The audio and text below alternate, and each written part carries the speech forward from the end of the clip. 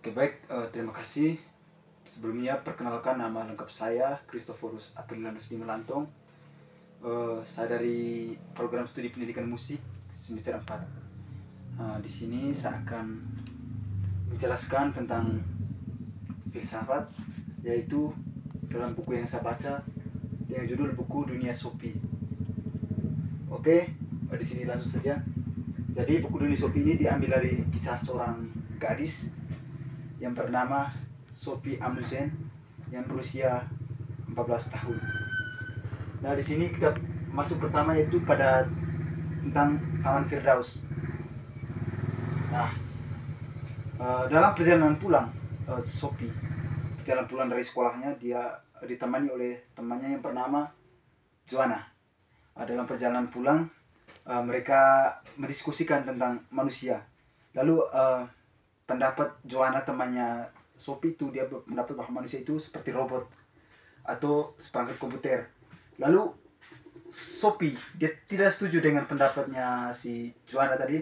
Dia mengatakan bahwa manusia itu seperangkat kertas yang mempunyai akal dan pikiran tuh untuk berpikir tentang keberadaan, suatu keberadaan. Lalu mereka seiring berjalannya waktu, lalu Sophie menjumpai di sebuah kantor pos di kotak suara, dia menemukan suatu surat itu, dan dia membawa suratnya ke rumah. Lalu di rumah, di suatu tempat, dia membuka surat itu dan membaca, dan surat itu berisi tentang pertanyaan, siapakah kamu? Lalu di situ dia mulai berpikir bahwa dia menulis surat itu siapa dan dari mana asal suratnya. Lalu di situ tidak tertulis alamat dari siapa dan siapa pengirimnya. Lalu tidak tertulis di situ. Lalu dia mulai membaca surat itu dan dia mulai menganalisa. Bahkan dia ke kamar dan mengambil suatu cermin. Dia melihat wajahnya sendiri, lalu dia bertanya kepada cermin, siapakah Sophie itu? Siapakah kamu? Lalu cermin itu tetap tidak mempunyai jawaban, tetap memberikan pertanyaan apa yang ditanyakan. Lalu dia mulai mengatakan bahwa aku adalah Sophie. Lalu dia bertanya, Sophie itu siapa? Kenapa dinamakan Sophie? Lalu dia mulai berpikir dan mulai bertanya dalam pikirannya. Lalu suatu pagi, di sini juga Sophie itu seorang perempuan, dan dia memiliki banyak pelihara binatang-binatang di rumahnya. Dan dia tuh adalah anak dari seorang supir truk tangki minyak termahal di dunia, terus dengan seorang ibu yang bekerja di kantoran. Lalu di hari-hari berikutnya dia menjumpai di kotak pos itu dan menjumpai surat yang sama. Lalu dia mengambil surat itu, dan pada surat itu juga tidak tertulis asalnya dari mana, tempatnya di mana, siapa pengirimnya, tidak tertulis. Lalu dia pulang dan membaca surat itu, dan surat itu berisi pertanyaan tentang dari mana berasalnya dunia ini. Lalu di situ dia mulai berpikir, kenapa sampai dunia ini, sampai ada orang yang menuliskan tentang dari mana datangnya dunia. Lalu dia berpikir bahwa dunia itu berasal dari planet-planet di luar angkasa. Lalu dia mulai bertanya, dari mana datangnya planet itu di luar angkasa, dan dia mulai berpikir bahwa itu dari Tuhan yang menciptakan. Lalu dia tetap muncul pertanyaan, dan Tuhan itu sendiri siapa yang menciptakannya? Lalu di situ dia mulai banyak bertanya di situ, mulai bertanya dan dia punya pikiran sendiri. Lalu dia tidak menemukan jawabannya. Dia tetap semakin dihantui oleh pertanyaan-pertanyaan yang tidak masuk akal. Lalu di situ seiring berjalannya waktu, akhirnya dia mengetahui bahwa surat itu ditulis oleh seorang yang bernama Hilde Moller Knecht.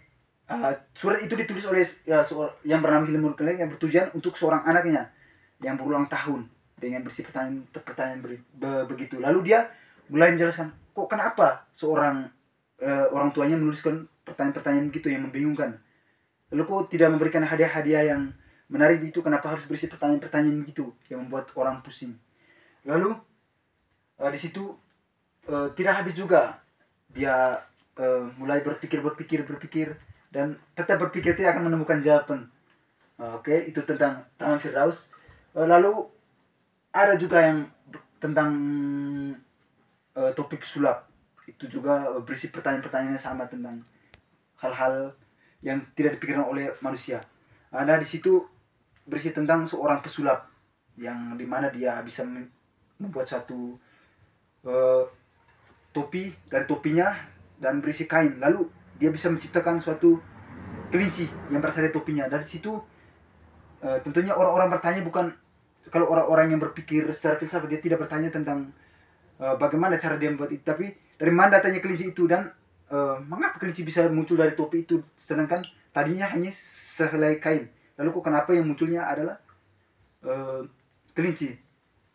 Dan seiring-seiring itu tidak akan menemukan jawabannya. Oke, di sini saya akan menjelaskan tentang mitos dan logos. Nah, di sini kita mulai lebih ke hal-hal untuk menjelaskan tentang pertanyaan-pertanyaan tadi.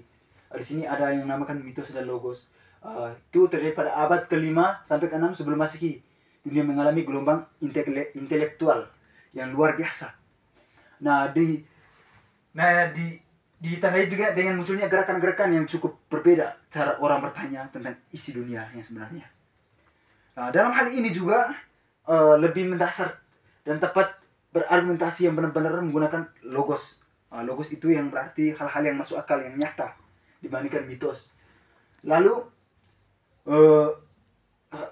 mengapa hal itu terjadi di barat? Dan hal itu terjadi di barat, tepatnya di kota Ionia. Ionia itu di pesisir barat Asia, di Asia, di Miletus, tepatnya di pusat pasar internasional. Dan dari Mesir mengatakan bahwa kenapa kita ada? Itu pernyataan-pernyataan dari pihak-pihak luar, orang-orang yang berpikir filsafat, dan bertanya kenapa kita ada. Lalu kaitannya ini juga pada abad ke-5 dan ke-6 bisa dikatakan bahwa filsafat adalah bagaimana cara berpikir manusia, berpikir manusia tentang dunia menggunakan logos dan logos dengan berisi tentang rasionalitas dan observasi. Lalu di sini tentunya segala satu itu kita harus melalui observasi supaya kita bisa mengetahui hal-hal yang sebenarnya tentang dunia. Lalu filsafat itu sendiri berasal dari bahasa Yunani, yaitu philosophia, yang berarti cinta terhadap suatu kebijaksanaan. Langsung. Adapun filsuf-filsuf dalam dunia ini yang mengatakan bahwa tentang keberadaan dunia ini dan dari mana berasal dunia ini. Yang pertama ada Presokratis. Nah, di sini dia adalah filsuf pertama sebelum Socrates, yang merupakan salah seorang filsuf penting dan pengaruh dalam filsafat. Beliau juga orang-orang yang sangat berpengaruh dalam filsafat, dan dia juga seorang filsafat pertama. Lalu ada pula murid-muridnya yang berjumlah 3 orang. Yang pertama ada Thales, ada Heraclitus dan Archimedes. Mereka bertiga mulai muncul dan berusaha menjawab pertanyaan-pertanyaan benar dan realita, bukan lagi menggunakan mitos tetapi menggunakan logos. Bukan menggunakan hal-hal yang tidak masuk akal, tapi mereka menjelaskan itu dengan hal-hal yang masuk akal dan sesuai dengan kenyataannya. Lalu pendapat pertama dari Thales tentunya. Thales ini berasal dari Miletus, dari Yunani kuno yang berkaitan dengan perairan. Dia mulai mengobservasi dan melihat bagaimana sebuah air sebenarnya memeran penting dalam kehidupan. Dia di sini mengatakan bahwa bumi itu sendiri itu atau dunia ini berasal dari air. Yang dimana dia mengatakan dari air karena air adalah sumber kehidupan. Menurut dia, air adalah sumber kehidupan yang dimana dia bisa menghidupkan makhluk hidup, terkhusus manusia, hewan dan juga tumbuhan. Nah, di sini dia juga pernah meramal tentang dunia ini. Yaitu dia meramal tentang gerhana matahari pada tahun 1885. Dia meramal tentang gerhana matahari dan itu terjadi, dan itu membuat satu kekuatan dia bahwa yang dia observasi, yang dia amat itu adalah benar, karena dia mempunyai kekuatan bahwa yang dia ramal itu benar dan terjadi. Dan di situ kesimpulannya bahwa air itu mempunyai prinsip yang menopang dasar seluruh dunia. Di sini ada pula dalam bahasa Yunani yaitu arsi, yang artinya prinsip dasar yang menjadi asal mula segala sesuatu. Lalu setelah pendapat ini Thales, tentunya ada juga Anaximenes. Nah, Anaximenes ini dia tuh berlawanan dengan Thales, dan dia ini tidak sepakat dengan apa yang dikatakan oleh Thales, pendapatnya Thales. Dia tidak sepakat bahwa dunia ini berasalnya dari air. Lalu dia mulai bertanya, lalu kenapa ketika dunia ini berasal dari air, lalu bagaimana dengan elemen-elemen lainnya seperti api dan elemen lainnya? Lalu di sini dia mulai menjelaskan prinsip dasar yang lebih masuk akal. Karena pada sifat fisik tertentu dia menjelaskan seperti Alpiero, yang artinya tak terbatas, seperti dunia ini tidak ada batasannya, tidak terbatas. Oke. Lalu Anaximenes juga mengatakan bahwa bahkan bumi ini terbentuk silinder yang berada di pusat kosmos yang mengapung tanpa menopang fisik, karena keseimbangan topang geometris bukan karena ditopang oleh dewa atau kekuatan dari luar. Nah, di sini dia percaya bahwa dunia ini diciptakan oleh dewa-dewa atau kekuatan dari luar. Oke, di sini juga ada pula filsuf yang bernama Socrates. Socrates ini muncul sejak 339 sebelum Masehi. Di sini dia berasal dari dari Athena. Dikenal Athena itu dikenal sebuah kota demokrasi. Athena itu jadi kota-kota demokrasi di situ, dengan panasnya demokrasi masyarakat dan maupun pihak pemerintah di situ. Lalu ada seorang putra, dia dilahirkan oleh seorang ibu, dan ibunya tuh profesi sebagai seorang bidan dan ayahnya itu seorang pemahat. Lalu di situ Socrates lebih sering cenderung dengan dunia filsafat. Dia lebih sering hidup mandiri dan lebih banyak mempertanyakan tentang asal mula dunia ini. Dia tidak terpaku pada kehidupan kedua orang tuanya. Dia lebih memilih jalannya sendiri, yaitu mencari tahu apa yang tidak tahu di dalam dunia ini. Lalu di suatu hari dia pun bertanya terhadap suatu hakim di situ. Hakim di negara di wilayah Athena itu, dia bertanya tentang keadilan. Dia bertanya, apa itu keadilan? Apa itu keadilan? Lalu hakim itu menjawab, keadilan itu adalah orang yang mematuhi hukum atau aturan yang ada di tempat itu. Lalu dia bertanya, adakah keadilan yang tidak mematuhi hukum? Ya, adakah keadilan yang tidak mematuhi hukum?